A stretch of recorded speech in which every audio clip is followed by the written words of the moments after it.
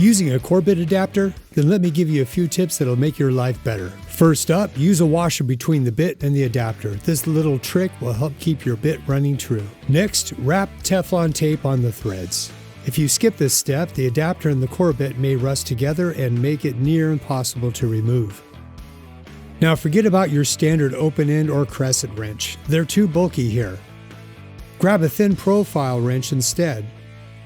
Make sure it's tight, but don't over tighten it.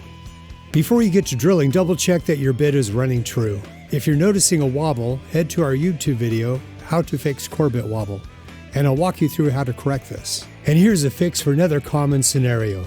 Your core bit suddenly stops cutting after hitting rebar, ceramic tile, or granite.